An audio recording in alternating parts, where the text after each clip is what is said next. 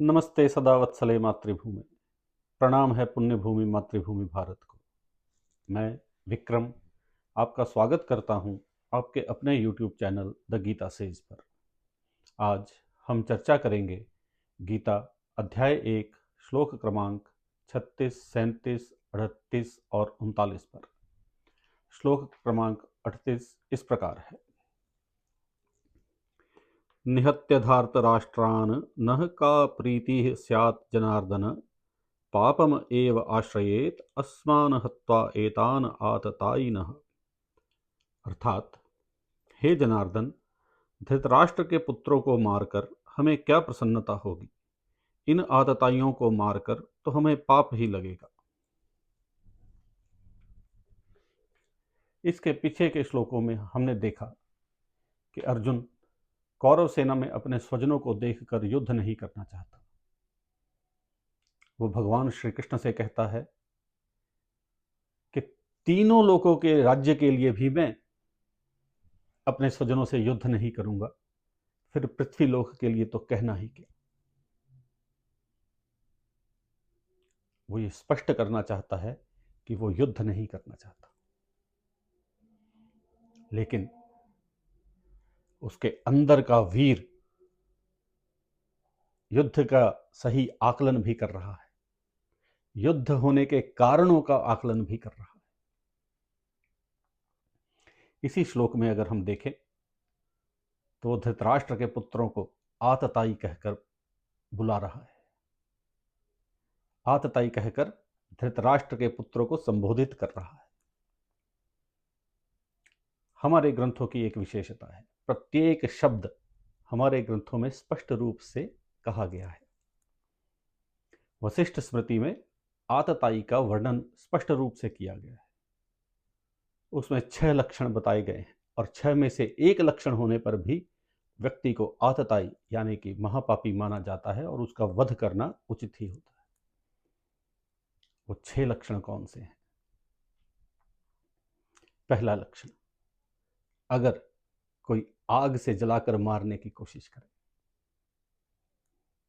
और हम सब जानते हैं कि दुर्योधन ने लाक्षागृह बनाकर पांडवों को जलाकर मारने की कोशिश की। दूसरा, अगर कोई व्यक्ति जहर देकर, विष देकर मारने की कोशिश करे। यहां भी हम देखें तो बचपन में भीम के बल से जलकर दुर्योधन ने उसको खाने में विष मिला करके दिया और नदी में बहा दिया। लेकिन अधर्म धर्म को प्रताड़ित कर सकता है, लेकिन कभी धर्म से जीत नहीं सकता। लाक्षागृह का परिणाम क्या हुआ? भीम को हिडिंबा पत्नी के रूप में मिली, जिसका पुत्र घटोत्कच हुआ, और उसी घटोत्कच के कारण महाभारत के युद्ध में अर्जुन के प्राण बच सके।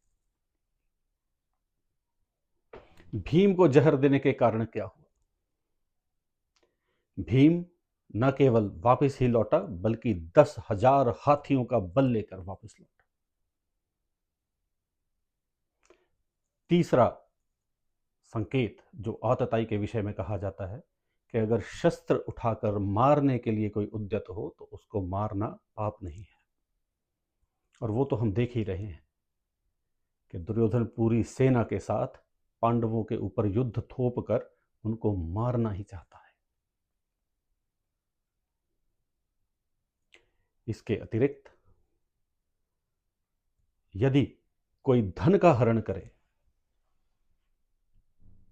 तब भी वो आतताई की श्रेणी में आता है। कोई राज्य का हरण करे तब भी वो आतताई की श्रेणी में आता है। और दुर्योधन ने द्यूत क्रीड़ा के माध्यम से पांडवों का धन हरने की भी कोशिश की और उनका राज्य भी हरने की कोशिश की। और जो छठा संकेत, यदि कोई स्त्री के ऊपर बुरी नजर रखता है तो वो भी आतताई है। और हम सब ने देखा है कि दुर्योधन द्रौपदी का किस प्रकार भरी सभा में अपमान करता है। लेकिन इन सब का परिणाम कैसा हुआ? शस्त्र उठाकर लड़ने वाले दुर्योधन, कौरव, सबका विनाश हुआ और पांडवों ने इस पृथ्वी पर शासन किया। द्रौपदी का अपमान करने वाले दुर्योधन की जंघा भीम ने तोड़ डाली। वही जंघा जिस पर बैठने के लिए दुर्योधन ने द्रौपदी को इशारा किया था। जो दुशासन द्रौपदी को बालों से पकड़कर घसीट कर उस भरी सभा में लाया था, उस दुर्योधन की छाती के रक्त से द्रौपदी ने अपने केश धोए और इस प्रकार कभी भी धर्म के ऊपर अधर्म हावी नहीं हो सकता। और अर्जुन विचित्र प्रकार के मोह में है। वो दुर्योधन को आतताई भी कह रहा है और स्वजन समझकर उसको मारकर पाप के विषय की बात भी कर रहा है। और यहां एक बात और विशेष बताने के योग्य है, इन 6 लक्षणों से युक्त कोई एक व्यक्ति भी आतताई है, पापी है, उसका वध करना उचित ही है। लेकिन दुर्योधन में ये 6 के 6 लक्षण हैं। लेकिन अर्जुन उसको आतताई तो कह रहा है, लेकिन स्वजन समझकर मोह रूप में फंसकर वो उसका वध नहीं करना चाहता।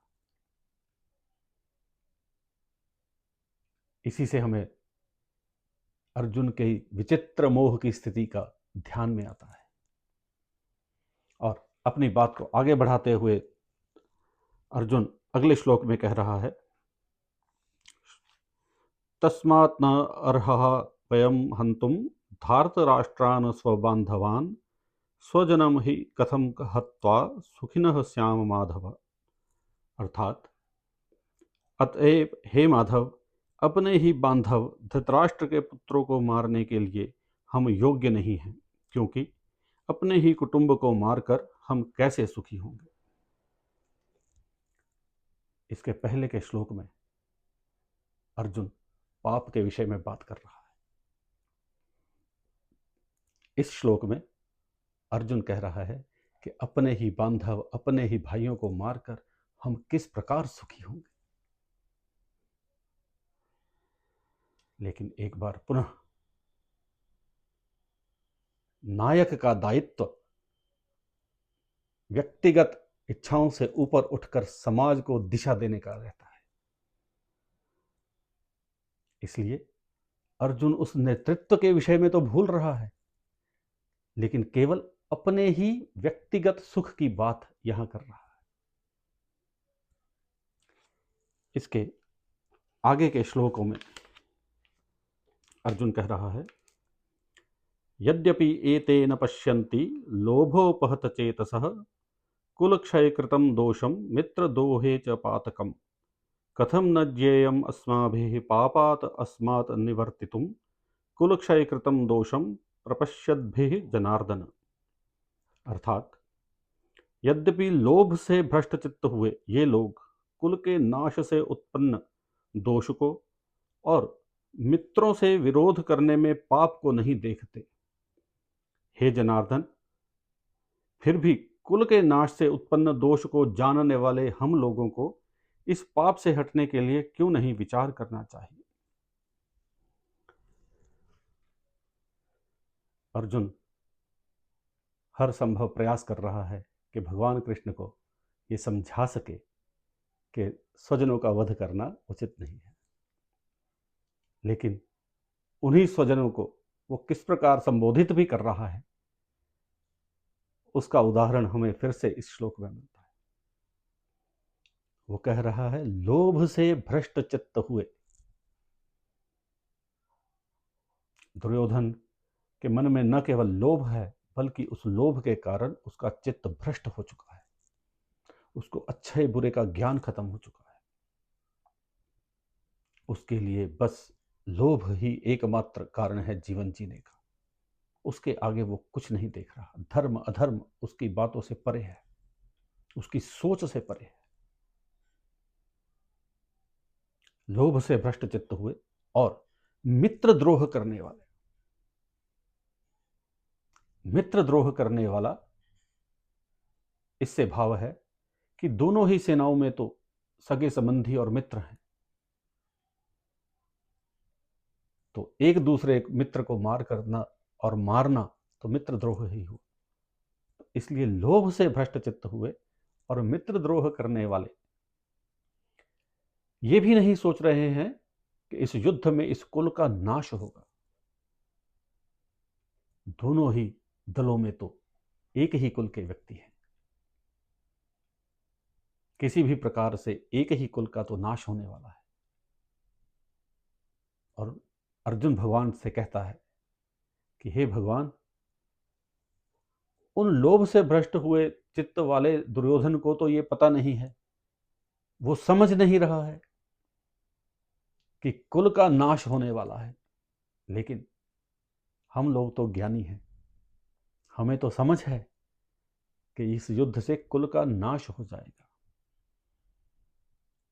तो फिर हमें युद्ध नहीं करना चाहिए। और कुल के नाश से अर्जुन का अभिप्राय तो ठीक है। क्यों? क्योंकि जब युद्ध होगा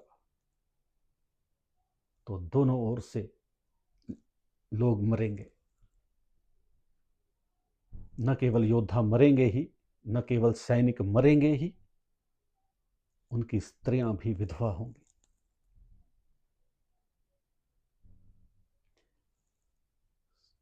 सैनिकों की स्त्रियां विधवा होंगी, उनके बच्चे अनाथ होंगे और समाज का घोर पतन इस युद्ध के द्वारा परिणाम स्वरूप होगा, ऐसा अर्जुन का सोचना, जो कहीं कहीं सत्य भी है। लेकिन दूसरी ओर अधर्मियों का जीना भी तो इस धरती पर पाप ही है। अधर्मियों को जीने देना भी पाप ही है। अर्जुन उस तरफ नहीं सोच रहा और इस पक्ष को मोह के आवरण में ढककर अर्जुन यह सोच रहा है कि शायद मैं जो सोच रहा हूं वही ठीक है, और उसका युद्ध न करने का निश्चय प्रतिक्षण और और और पक्का होता जा रहा है। कुल का नाश होने से किस प्रकार की समस्याएं आएंगी, ये अर्जुन इसकी चर्चा आने वाले अगले श्लोकों में करेगा, जिसको हम अगली बार में करेंगे। आप सबसे निवेदन है कि इस वीडियो को ज़्यादा से ज़्यादा शेयर कर इस गीता ज्ञान यज्ञ में हमारा सहयोग करें। इतना कहता हुआ मैं अपनी वाणी को विराम देता हूँ। नमो नारायण, शंभो महादेव।